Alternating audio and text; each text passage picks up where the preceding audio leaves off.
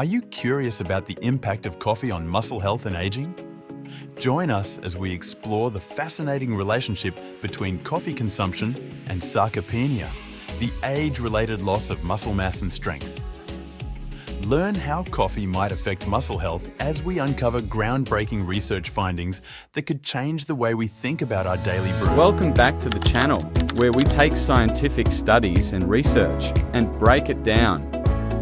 This is not medical advice and is only for education and entertainment purposes.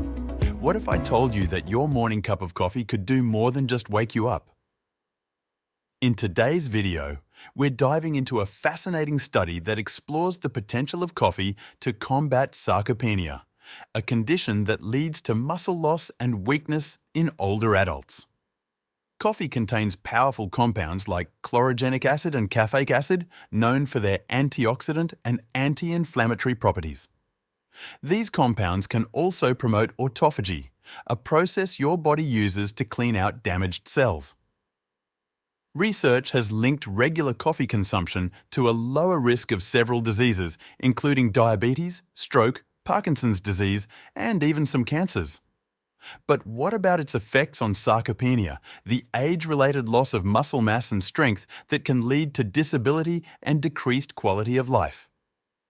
Sarcopenia is driven by many factors, including hormonal changes, inactivity, poor nutrition, and chronic diseases, which lead to increased inflammation and oxidative stress.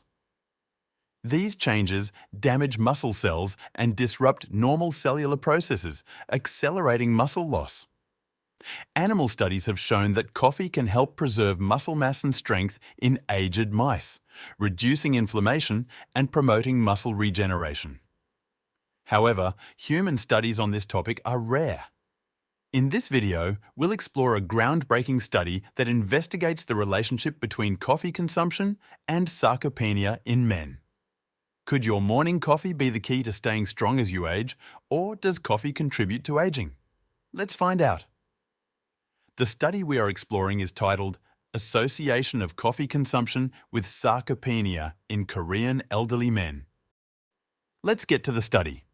Researchers analyzed data from the Korea National Health and Nutrition Examination Survey, focusing on 1,781 men aged 60 and older, excluding those with major health conditions. Participants reported their coffee consumption using a detailed food frequency questionnaire, which categorized their intake into 4 groups: less than 1 cup, 2 cups, and 3 or more cups per day. To define sarcopenia, muscle mass was measured using dual-energy X-ray absorptiometry. Sarcopenia was determined as muscle mass 2 standard deviations below the mean of young adults. Participants were divided into groups with and without sarcopenia based on these measurements. Now, the results. As one would guess, men with sarcopenia were generally older, averaging 72 years, compared to 67.9 years for those without the condition. Interestingly, men with sarcopenia were also shorter and lighter. But let's hold that topic for the end of this video. Researchers found that elderly Korean men with sarcopenia drank less coffee than those without the condition. Specifically, 43.4% of men with sarcopenia drank less than 1 cup per day, compared to 30.7% of men without sarcopenia.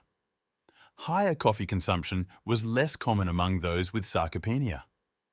The findings revealed that individuals who drank at least 3 cups of coffee per day had a significantly lower prevalence of sarcopenia compared to those who consumed less than 1 cup daily.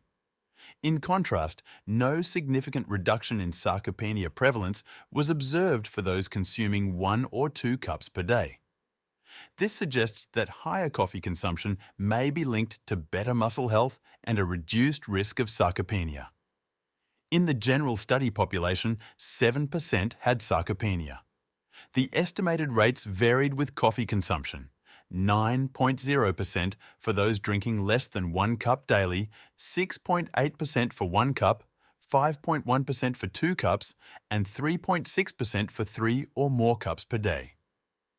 Even after adjusting for age, the decline in sarcopenia prevalence with increased coffee consumption remained significant.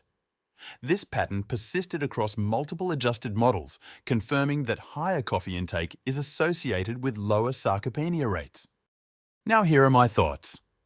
In this video, we discussed a research study that revealed a significant reduction in the prevalence of sarcopenia among individuals who drink at least 3 cups of coffee per day. Caffeine is a drug, and like most things in life, too much can be harmful.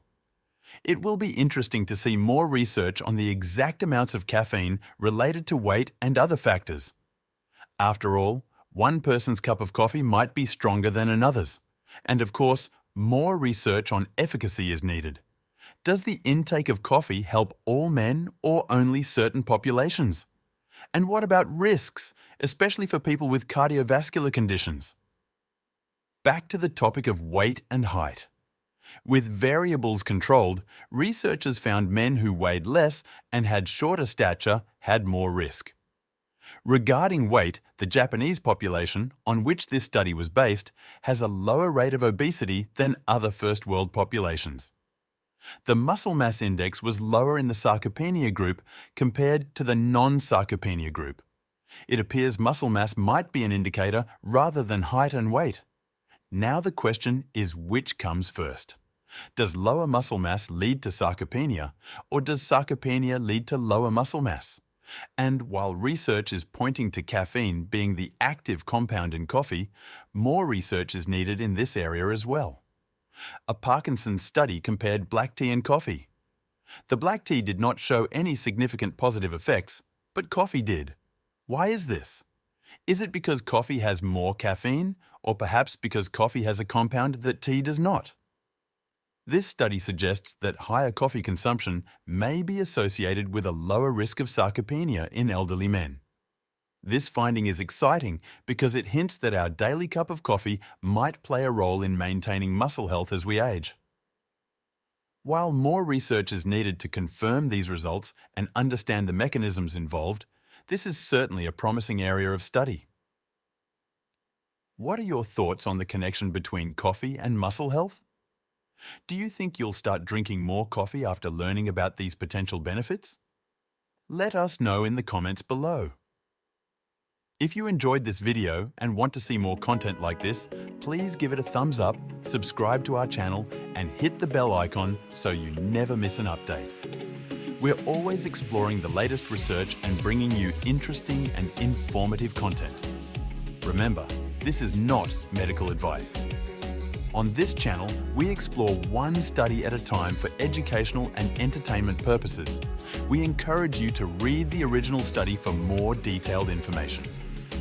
We are grateful to the scientists and researchers who conducted this study.